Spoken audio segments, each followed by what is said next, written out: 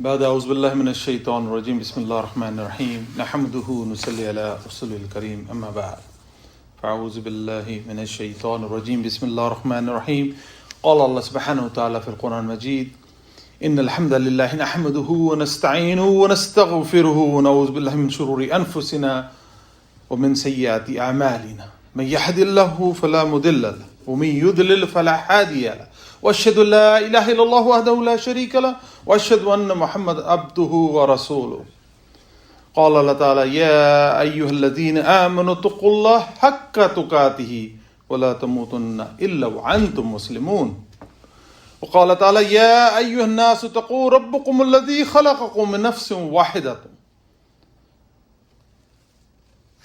ربكم الذي خلقكم من نفس واحدة وخلق منها زوجها وبث منهما رجالا كثيرا ونساء واتقوا الله الذي تساءلون به والأرحام إن الله كان عليكم رقيبا وقال تعالى يا أيها الذين آمنوا اتقوا الله وقولوا قولا سديدا يصلح لكم أعمالكم ويغفر لكم ذنوبكم ومن يؤطي الله ورسوله فقد فاز فوزا عظيما أما بعد بسم الله الرحمن الرحيم الحمد لله رب العالمين والصلاة والسلام على أشرف الأنبياء وسيد المرسلين نبينا محمد صلى الله عليه وعلى آله وصحبه وأزواجه أجمعين أما بعد.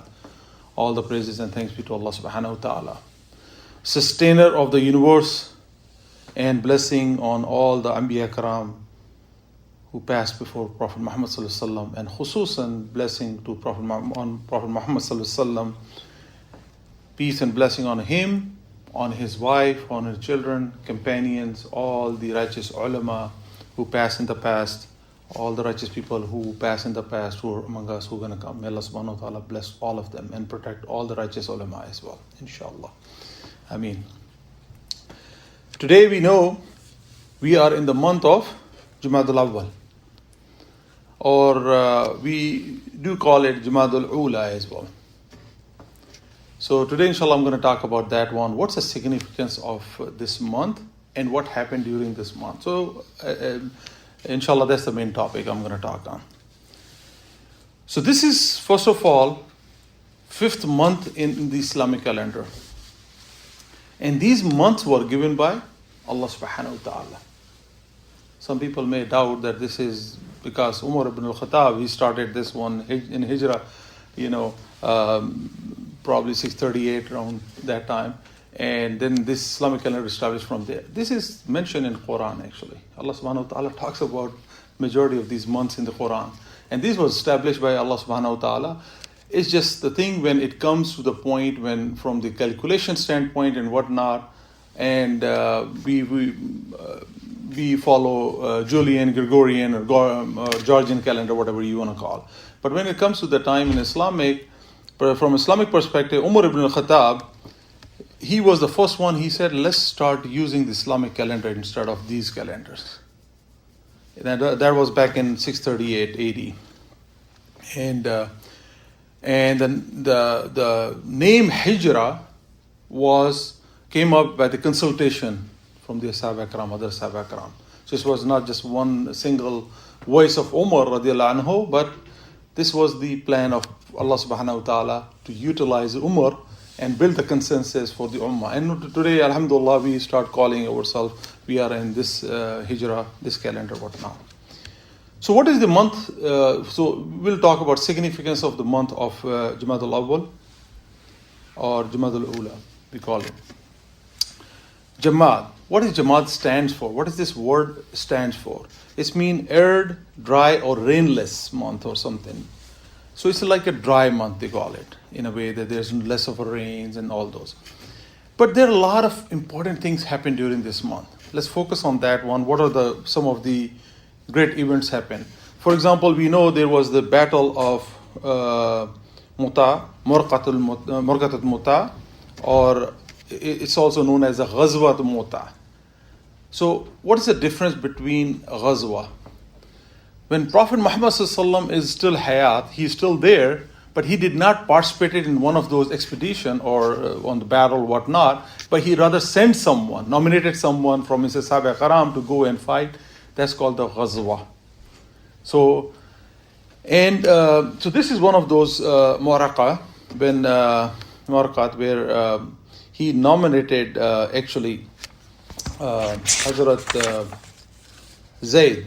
And there's a hadith on that one too, or in say Bukhari and Muslim. Then it says when he chose for this battle, he chose the Hazrat Zayd radiallahu anhu, and he said if Zayd ibn Harith, something happened to him, or if he got wounded, it's more or less mafhum is, if he got wounded, then let Ja'far ibn Abi Talib take over it.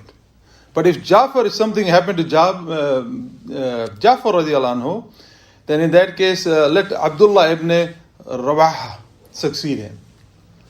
So this is like, so he planned it. He said, this is how you need to go and lead it. And this is the tartib Rasulullah sallallahu alaihi wasallam did with the ghazwat. And Ashab Karam, they don't question that. They follow the leaders. They follow the leader, whoever. You can think of, there were other Sahaba Karam as well. You have heard they have a strong status in that one. Why Rasulullah sallallahu alaihi wasallam chose that? There is a reason for that one. Rasul and his Rabb knows only what was the reason for that. But this is the plan was. But anyway, so this was one of the great events happened during this month. Another important, significant thing happened was the marriage of Rasulullah sallallahu alaihi wasallam with Hazrat Khadija radiallahu anha. And that was the first marriage of Rasulullah sallallahu. He was of age of 25, and Khadija was age of 40.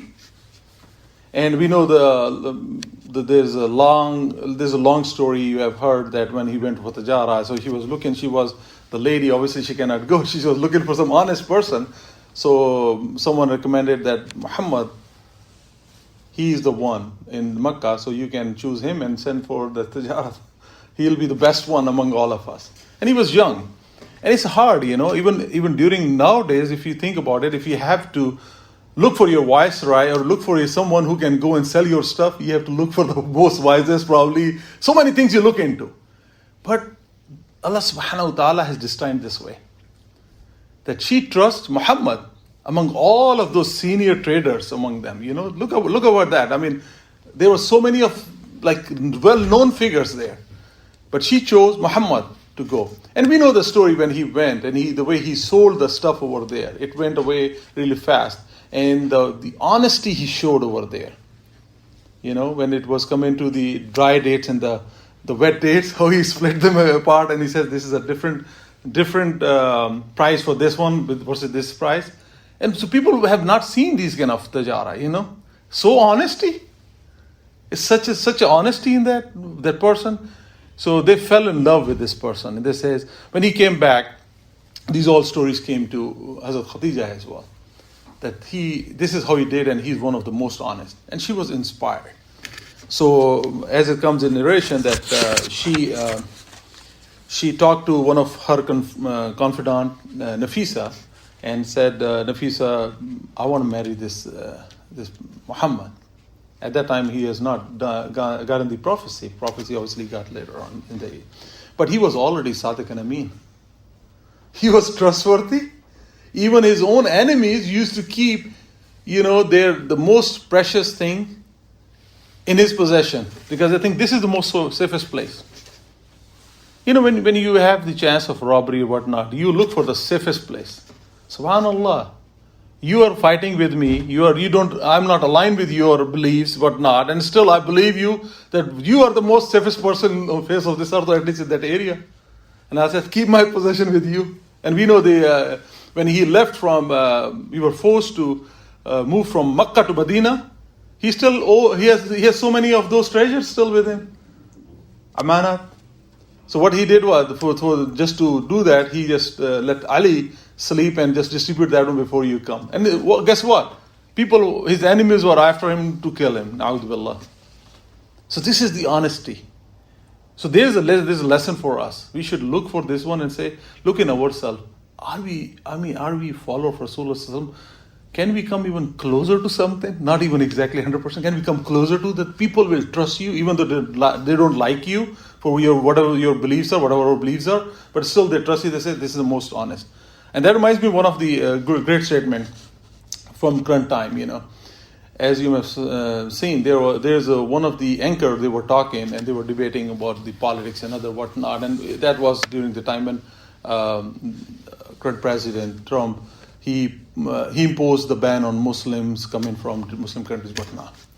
So the person was saying, look at this, he's not Muslim. He was saying, if you are the lucky one, if one of your neighbor, you come into the neighborhood where you have Muslims living as your neighbor. This is one of the most safest you can think of it. You feel, you don't have to have a fear for your kids. Like, rest assured, they'll be in a safe place. They'll hang out with the right people. And this is probably one of the good thing, Who's saying this is which does not believe what your beliefs are. So this is how people should be looking up to us. If they are looking up to us, we should. So it means they are setting our bar high. So we need to act as well. So may Allah subhanahu wa ta'ala give us the way they think we are as a Muslim. Alhamdulillah, helpers, being helper, and help the poor. Not only then, but be honest and all those things. So during the time of Rasulullah sallam, when he got, so this is one of the months when Hazrat Khadija and both got married. And we know what is the status of Khadija radiallahu anhu in the Islamic history. In the life of Rasulullah sallam, majority of kids or children of Rasulullah sallam was born out of Khadija radiallahu anha. May Allah subhanahu wa ta'ala be pleased with her. Ameen. And there are other incidents happen. It's a shortness of time. I'm not going to go too much of detail of the itself. It could be a whole topic. We can talk. So Hazrat Jafar radiallahu anhu, he got the shahada in the same month, martyrdom in the same month. And it was it's in the Muslim army. They were fighting with Byzantines at Muta, same area, the same battle which Ghazwa I talked about. So Hazrat Zayd martyred first. Then it was Hazrat Jafar radiallahu anhu who martyred. And he went deep into enemies and fought bravely, Jafar. There is a famous line spoken by Hazrat Jafar during the battle. He said, "How wonderful is paradise as it draws near. How pleasant and cool is its drink. Punishment for the Byzantine is not far away. In this war, both of the arms of Hazrat Jafar were cut off and finally he died." So he kept fighting. His both arms fell off and then he died after that.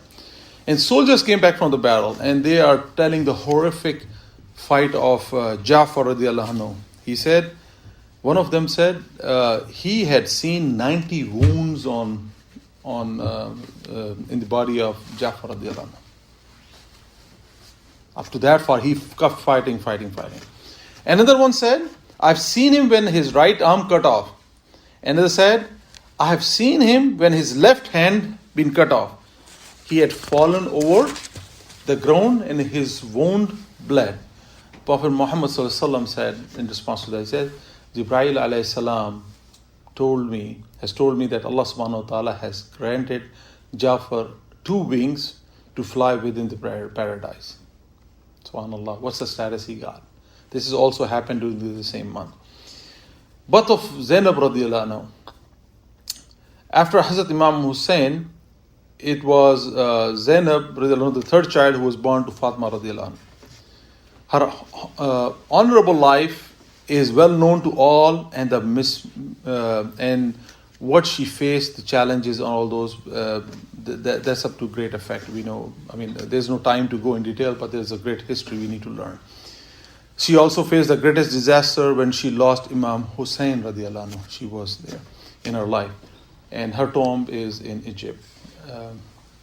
So death of Fatima to Zuhra radiallahu anhu, that happened during the same month. So why I thought about bringing this one all? We as a Muslim, we talk, we learn so many things, but sometimes we don't ponder on our own history of Muslims.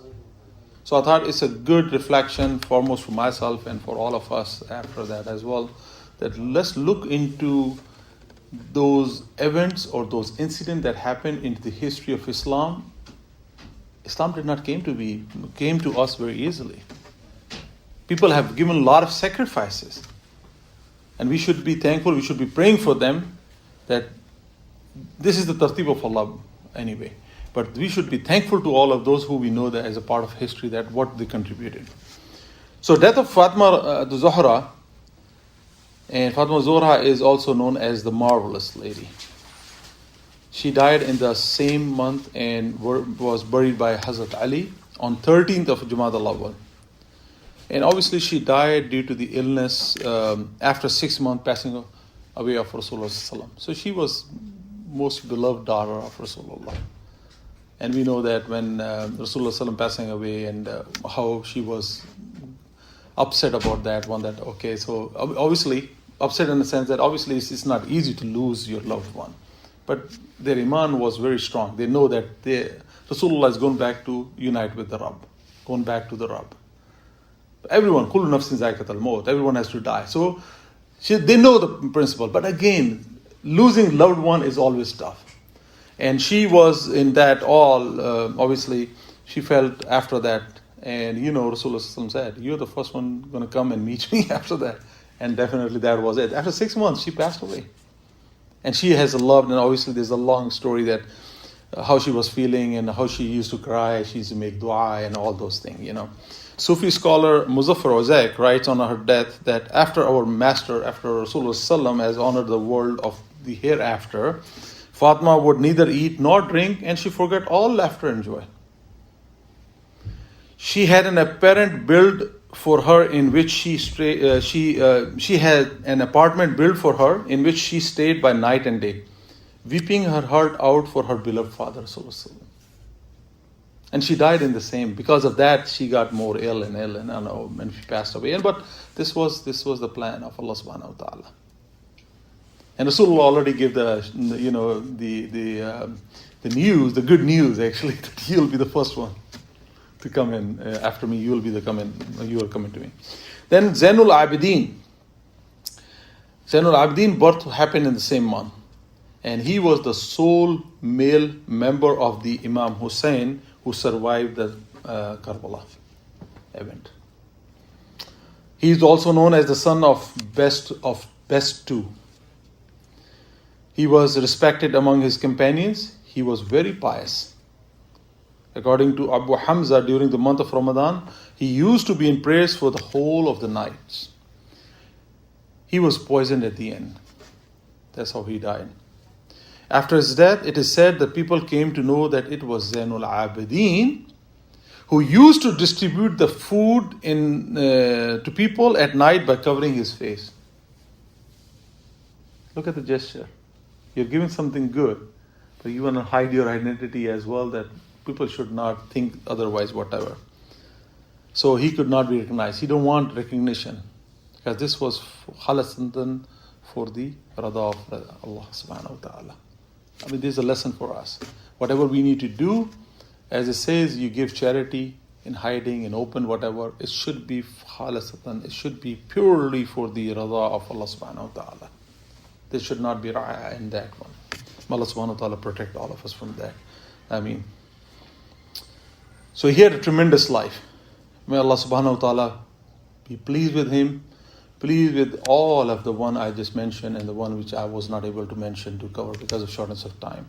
May Allah subhanahu wa ta'ala make this the blessed month for all of those Muslimin, all of those Ashab Karam, all of those righteous people who passed, who have done such a great thing for Islam and for the Rada of Allah subhanahu wa ta'ala. May Allah subhanahu wa ta'ala bless them.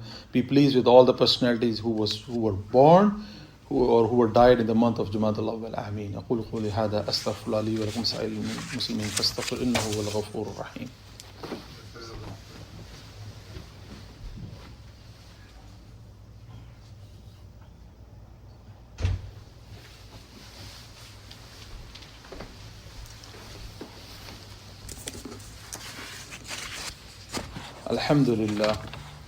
الحمد لله يستعين واستغفر ونعوذ بالله من شرور أنفسنا من يهد الله فلا مضل له ومن يضلل فلا هادي له وأشهد أن لا إله إلا الله وحده لا شريك له وأشهد أن محمدا عبده ورسوله أرسله بالحق بشيرا ونذيرا بين يدي الساعة من يطع الله ورسوله فقد رشد ومن يعصهما فإنه لا يضر إلا نفسه ولا يضر الله شيئا أعوذ بالله من الشيطان الرجيم إن الله وملائكته يصلون على النبي يا أيها الذين آمنوا صلوا عليه وسلموا تسليما اللهم صل على محمد عبدك ورسولك وصل على المؤمنين والمؤمنات والمسلمين والمسلمات وبارك على محمد وأزواجه ذريته.